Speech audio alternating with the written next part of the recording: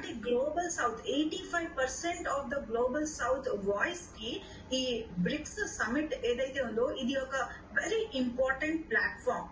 అలాగే bricks summit జరుగుతుంది అంటేనే ఆల్రెడీ ట్రంప్ చాలా సార్లు సండే కూడా ట్వీట్ చేశారు. తను 2-3 సార్లు ఒకసారి అంటారు బ్రిక్స్ కరెన్సీ కనుక మీరు తీసుకుని వస్తే 100% టారిఫ్ విధిస్తాము అంటారు.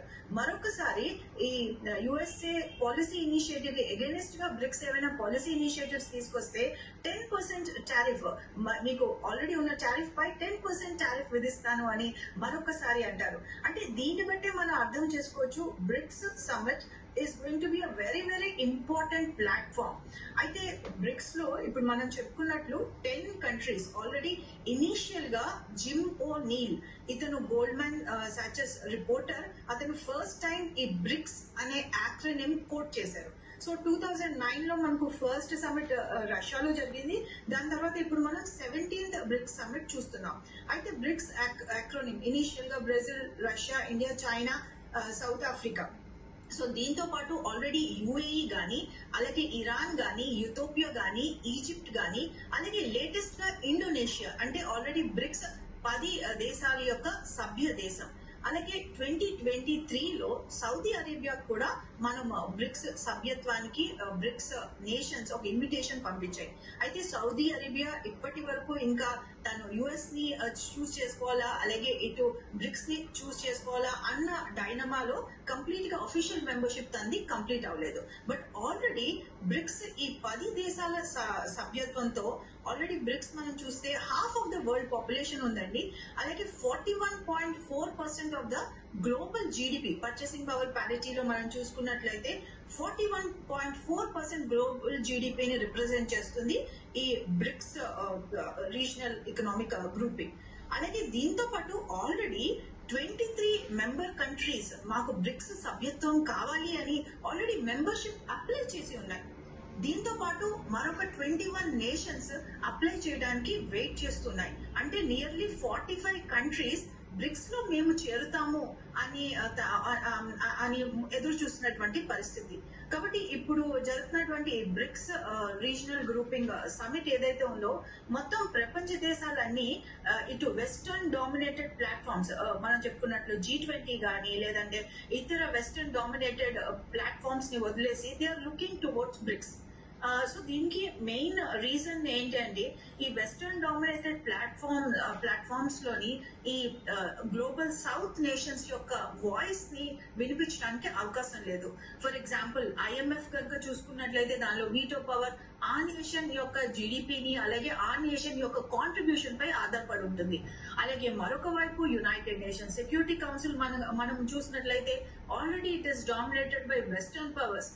For example and counter terrorism group కి చైర్మన్ గా పాకిస్తాన్ ని ప్రకటించినటువంటి విషయం. అలాగే ఫర్ ఎగ్జాంపుల్ మనం చూసినట్లయితే ఇటు హ్యూమన్ రైట్స్ కమిటీకి చైర్మన్ గా చైనాని సెలెక్ట్ చేసినటువంటి పరిస్థితి మనకు కనిపిస్తుంది. దీంతో పాటు వరల్డ్ ట్రేడ్ ఆర్గనైజేషన్ కానీ, అలాగే వరల్డ్ హెల్త్ ఆర్గనైజేషన్ కానీ, అలాగే world trade organization Trump 100% tariff అంటే ఏమి చేయలేని పరిస్థితుల్లో వరల్డ్ ట్రేడ్ ఆర్గనైజేషన్ ఉంది. కాబట్టి మోస్ట్ ఆఫ్ ద ఈ మల్టీలాటరల్ ఫోరమ్స్ ఏదైతే ఉన్నాయో వీటి అన్నిటి యొక్క రివైవల్ ప్రతి సభ్య దేశం కోరుకుంటుంది.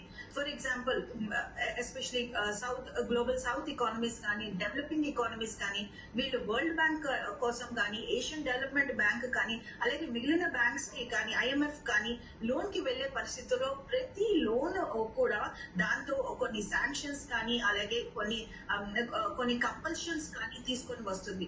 సో ఈ లోన్స్ తీసుకోవటం వల్ల ఇటు ఇన్కమ్ ఇన్ఈక్వాలిటీస్ అలాగే కంట్రీస్ కంప్లీట్ గా ఇండెటెడ్ అయిపోయినటువంటి పరిస్థితి మనకు కనిపిస్తుంది. కాబట్టి 2015 లో బ్రిక్స్ డెవలప్మెంట్ బ్యాంక్ స్టార్ట్ చేసాము.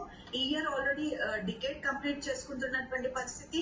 అలాగే ఇటు బ్రిక్స్ మెంబర్ కంట్రీస్ కానీ ఇతర developing and emerging market economies అన్నిటికీ కూడా ఇటు డెవలప్మెంటల్ అండ్ ఇన్ఫ్రా యాక్టివిటీస్ లో సపోర్ట్ చేస్తున్నటువంటి పరిస్థితి. అలాగే ప్రతి నేషన్ కి ఇప్పుడు చెప్పుకున్నటువంటి 10 నేషన్స్ కాకుండా 10 స్ట్రాటజిక్ పార్ట్నర్స్ కూడా ఉన్నారు.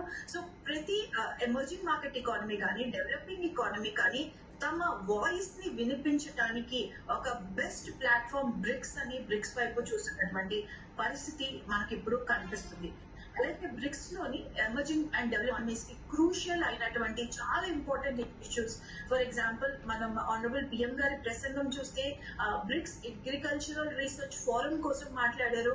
అలాగే క్లైమేట్ చేంజ్ ఉన్నటువంటి పరిస్థితుల్లో వీటికి అనుగుణంగా సాంకేతికత, అలాగే వీటికి అనుగుణంగా ఫార్మింగ్ యాక్టివిటీస్ కోసం కోఆపరేట్ చేయాలన్న విషయం మాట్లాడారు.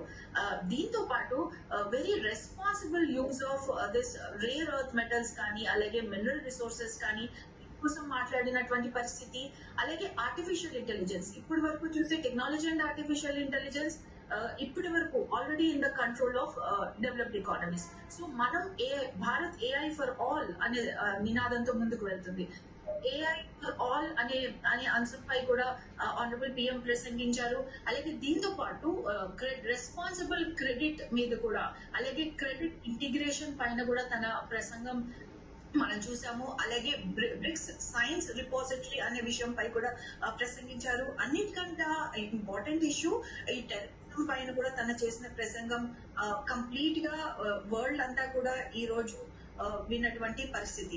కాబట్టి ఒక గ్లోబల్ సౌత్ వాయిస్ ని ప్రపంచమంతా వినిపించడానికి BRICS summit very very important. And ఈ సంవత్సరం బ్రిక్స్ సమిట్ లో టారిఫ్స్ కోసం చర్చిస్తారు.